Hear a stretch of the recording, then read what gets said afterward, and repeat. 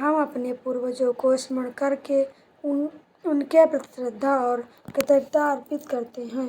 शास्त्रों में कहा गया है, यदि पूरे पितृपक्ष में प्रतिदिन श्रीमद् भगवद गीता के 7वें अध्याय का पाठ का श्रवण किया जाए और उस पुण्य को पुत्रों को समर्पित कर दिया जाए तो उन्हें मोक्ष की प्राप्ति होती है और उनके लिए स्वर्ग के द्वार खुल जाते हैं।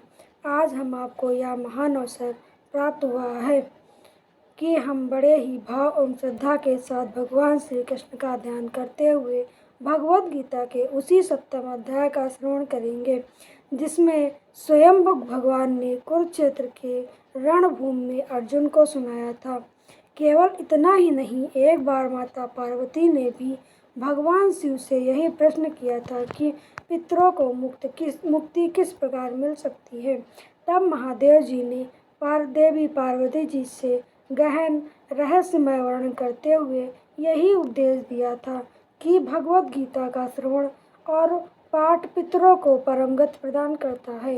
तो आइए आज इस दिव्य अवसर पर हम सभी मिलकर भगवान श्री कृष्ण और शिव जी के इन वचनों को स्मरण करते हुए भगवद गीता के 7वें अध्याय का पाठ सुने और अपने अपने पितरों से प्रार्थना करें कि हे पूर्व पितरों, आप ही हमारे जीवन की जड़ है। आपसे ही यह वंश वृक्ष पल्लवित और पुष्पित हुआ है। हम सभी आपको बार बार नमन करते हैं। यदि जाने अनजाने हमने किसी प्रकार से आपको दुख पहुंचाया हो तो हम अपनी भूल के लिए क्षमा याचना करते हैं। आप हमें सदैव आशीर्वाद दें कि हमारे जीवन में धर्म, सत्य और करुणा का वास हो। ओम पितराय सुधाय नमः। ओम पितृदेवताभ्यम नमः। यह आप सुनिए श्रीमद् भगवद गीता के 7वें अध्याय के सभी श्लोकों का हिंदी अनुवाद। भगवान श्री कृष्ण अर्जुन से कहने लगे, हे पार्थ, अनन्य प्रेम से मुझ में आसक्त चित्त और अनन्य भाव से मेरे परायण होकर योग में लगा हुआ तू जिस प्रकार से संपूर्ण विभूत बल, ऐश्वर्य आदि गुणों से युक्त सबके आत्मस्वरूप मुझको संशय रहित जानेगा, उसको सुन। मैं तेरे लिए इस विज्ञान सहित तत्व ज्ञान को संपूर्णता दान कहूँगा, जिसको जानकर संसार में फिर और कुछ भी जानने से योग शेष नहीं रह जाता। हजारों मनुष्यों में से कोई एक मेरे प्रति के लिए यत्न करता है और उन यत्न करने वाले योनियों में भी कोई एक मेरे प्राण होकर मुझ में तत्व में अर्थात यथार्थ रूप में जानता है।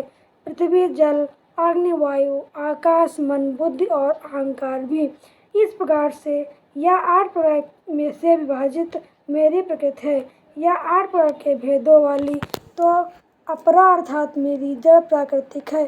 और हे महाबाहु, इससे दूसरी और जिससे यह संपूर्ण जगत धारण किया है, मेरी जीव रूपा परा अर्थात चेतन प्रकृति जान है। हे अर्जुन, तू ऐसा समझ कि संपूर्ण भूत इन दोनों प्रकृतियों से ही उत्पन्न होने वाले हैं और मैं संपूर्ण जगत का प्रभाव तथा प्रलय हूँ, अर्थात संपूर्ण जगत का मूल कारण हूँ। धनंजय, मुझसे भिन्न दूसरा कोई ही परम कारण नहीं है। यह संपूर्ण जगत सूत्र में सूत के मणियों के समान मुझ में गुथा हुआ है। अर्जुन, मैं जल से रस हूँ, चंद्रमा और सूर्य में प्रकाश हूँ, संपूर्ण वेदों में ओकार हूँ, आकाश में शब्द और पुष्पों में पुरुषत्व हूँ। मैं पृथ्वी में पवित्र ग्रंथ, अग्नि में तेज हूँ और संपूर्ण भूतों में उनका जीवन हूँ और तपस्वियों में तप हूँ। हे अर्जुन, तू संपूर्ण भूतों का सनातन बीज मुझको ही जान। मैं बुद्धिमानों की बुद्धि और तेजस्वियों का तेज हूँ। हे भरत श्रेष्ठ, मैं बलों को आसक्ति और कामनाओं से रहित बल अर्थात समर्थ हूँ और सब भूतों में धर्म के अनुकूल अर्थात शास्त्र के अनुकूल काम हूँ। और भी जो सतगुण से उत्पन्न होने वाले भाव हैं और जो रजोगुण से होने वाले भाव हैं, उन सबको तो मुझसे ही होने वाले हैं, ऐसा जान। परंतु वास्तव में उसमें मैं और वे मुझ में नहीं, अर्थात गुणों के कार्य रूप सात्विक, रजस और तामस, इन तीनों प्रकार के भावों से यह सारा संसार प्राणी समुदाय मोहित हो रहा है। इसलिए इन तीनों गुणों से परे मुझ अविश्वसनीय को नहीं जानता, क्योंकि यह अलौकिक अर्थात अति अद्भुत त्रिगुणमयी मेरी माया बड़ी दुस्तर है। परंतु जो मनुष्य केवल मुझको ही निरंतर भजते हैं, वे इस माया को उल्लंघन कर जाते हैं, अर्थात संसार से तर जाते हैं। माया द्वारा जिनका ज्ञान हराया जा सकता है, ऐसे आसुर प्रभाव को धारण किए हुए मनुष्य को नीच दूषित कर्म करने वाले मूढ़ लोग मुझको नहीं भजते। हे भरतवंशियों में श्रेष्ठ अर्जुन, उत्तम कर्म करने वाले अर्थात सांसारिक पदार्थ के लिए भजने वाला अर्थात संकट निवारण के लिए भजने वाला, जिज्ञासु अर्थात मेरे को अर्थात से जानने की इच्छा से भजने वाला, और ज्ञान, ऐसे 4 प्रकार के भक्तजन मुझको भजते हैं। उनमें नित्य मुझ में एकांकी भाव से स्थिर अनन्य प्रेम भक्ति वाला ज्ञानी भक्त अति उत्तम है, क्योंकि मुझको तत्व से जानने वाले ज्ञानी को मैं अत्यंत प्रिय हूँ और वह ज्ञानी मुझे अत्यंत प्रिय है। यह सभी उदार हैं, परंतु ज्ञानी तो साक्षात मेरा स्वरूप ही है, ऐसा मेरा मत है, क्योंकि वह मदमत मन बुद्धि वाला ज्ञानी भक्त अति उत्तम गत स्वरूप मुझ में ही अच्छी प्रकार स्थित है। बहुत जन्मों के अंत के जन्म में तत्व ज्ञान को प्राप्त पुरुष सब कुछ वासुदेव ही है। इस प्रकार मुझको भजता है वह महात्मा अत्यंत दुर्लभ है। उन भोगों की कामना द्वारा जिनका ज्ञान हराया जा चुका है, वे लोग अपने स्वभाव से प्रेरित होकर उस नियम को धारण करके अन्य देवताओं को भजते अर्थात पूजते हैं। जो सकाम भक्त जिस देवता के स्वरूप को श्रद्धा से पूजना चाहता है, उस श्रद्धा की भक्त की श्रद्धा को मैं उसी देवता के प्रति स्थिर करता हूँ। वह पुरुष उस श्रद्धा से युक्त होकर उस देवता का पूजन करता है और उस देवता से मेरे द्वारा ही विधान किए हुए उन इच्छित भोगों को निसंदेह प्राप्त करता है। परंतु उन अल्प बुद्धि वालों को वह फल नाशवान है और वे देवताओं को पूजने वाले देवताओं को प्राप्त होते हैं, और मेरे भक्त चाहे जैसे ही भजते, अंत में वे मुझको ही प्राप्त होते हैं। आप जानिए कि भगवत गीता के 7वें अध्याय में भगवान के प्रभाव और स्वरूप को न जानने वाले की निंदा और जानने वाले की महिमा का वर्णन किया गया है।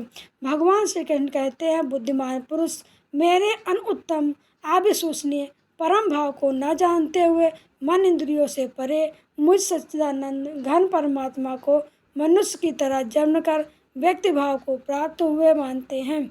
अपनी योग माया से छिपा हुआ मैं सबके सामने प्रत्यक्ष नहीं होता, इसलिए यह अज्ञानी जन समुदाय मुझ जन्म रहित अविश्वसनीय परमेश्वर को नहीं जानता, अर्थात मुझको जन्म से मारने वाला समझता है। हे अर्जुन, पूर्व में व्यतीत हुए और वर्तमान में स्थिरता आने वाले भूतों को मैं जानता हूँ, परंतु मुझको कोई भी श्रद्धा भक्त रहित पुरुष नहीं जान सकता। हे भरतवंशी अर्जुन, संसार में इच्छा और द्वेष से उत्पन्न सुख दुख आदि द्वंद्व रूप मोह से संपूर्ण प्राणी अनंत अज्ञानता को प्राप्त हो रहे हैं, परंतु निष्काम भाव से श्रेष्ठ कर्मों का आचरण करने वाले जिन पुरुषों का पाप नष्ट हो गया है, वे राग द्वेष जनित द्वंद्व रूप मोह से मुक्त दृढ़ निश्चित भक्त मुझको सब प्रकार से भजते हैं।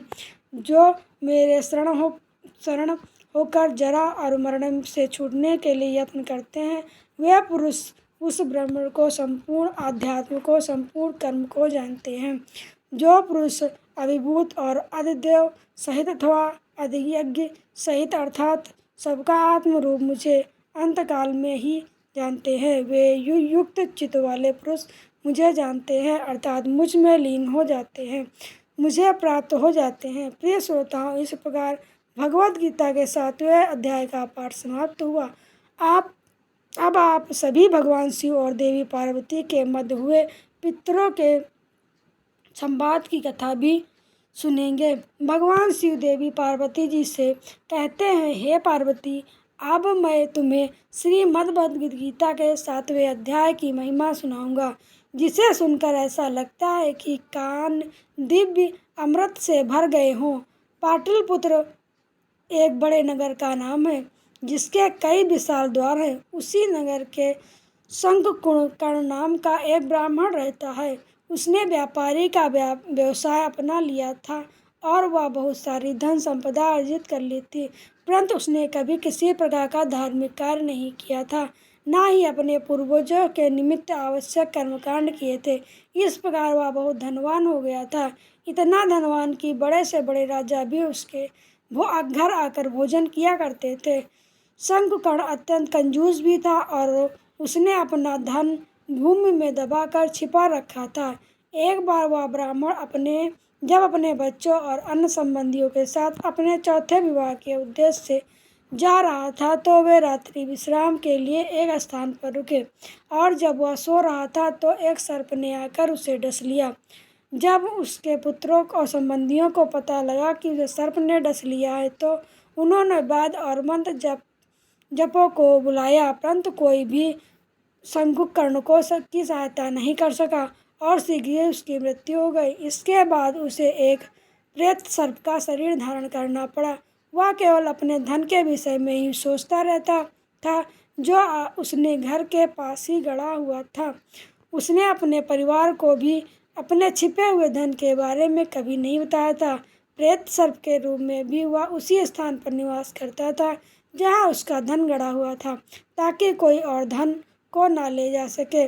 कुछ समय बाद वह प्रेत सर्प के जाल में फंसकर थक गया और उसने अपने पुत्रों को स्वप्न में दर्शन देकर सहायता करने का अनुरोध किया।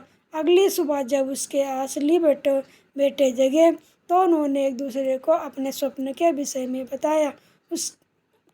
उसके एक बेटे के हाथ में एक बड़ा सा खुदाई करने वाला औजार लिया और उसी जगह पर गया जहाँ उसके पिता ने बताया था कि वह रहता है। वहाँ पहुंचकर उसे एहसास हुआ कि उसे तो ठीक ठाक पता ही नहीं था कि धन आखिर कहाँ गड़ा है। वह बेटा बहुत लालची था, तो उसने बहुत देर तक उस छुपे हुए धन को ढूंढने का प्रयास किया। आखिरकार उसे सांप का एक बिल दिखाई दिया। उसने उसे तुरंत खोदना शुरू कर दिया और थोड़ी ही देर में वह बहुत बड़ा और भयानक सर्प उस बिल से बाहर निकला और बोला, अरे मूर्ख, तुम कौन हो? यहाँ क्यों आए हो?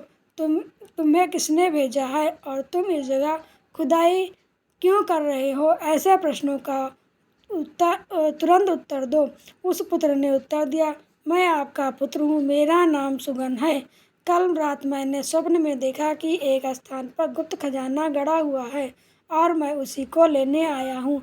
अपने पुत्र की यह बात सुनकर वह प्रेत सर्प हंसने लगा और बोला, यदि तुम मेरे पुत्र हो तो मुझे इस नर की स्थिति में मुक्त कराने के लिए आवश्यक अनुष्ठान क्यों नहीं कर रहे हो? पिछले जन्म के लोभ के कारण मुझे यह शरीर प्राप्त हुआ था और अब तुम भी उसी राह पर जा रहे हो।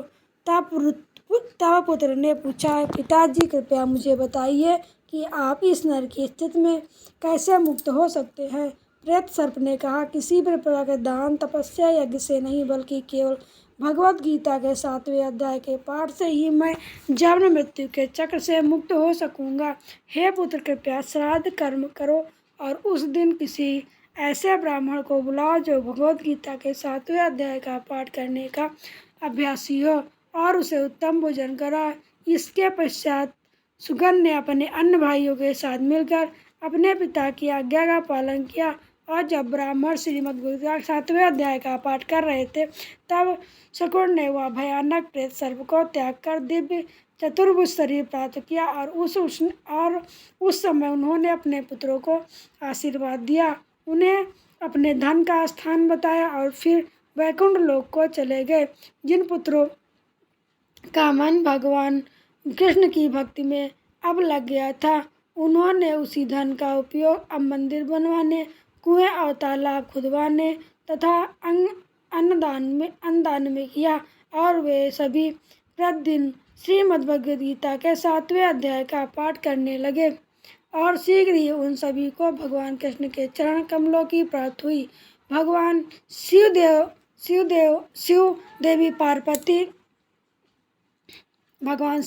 देवी पार्वती जी से कहते हैं कि हे देवी, इस प्रकार मैंने तुम्हें श्रीमद् भगवद गीता के 7वें अध्याय की अद्भुत महिमा सुनाई है। जो कोई इस महत्व को सुनाएगा वह सभी पापों से मुक्त हो जाएगा। सभी प्रेम से बोलिए श्रीमद् भगवद गीता की जय। श्री कृष्ण भगवान की जय।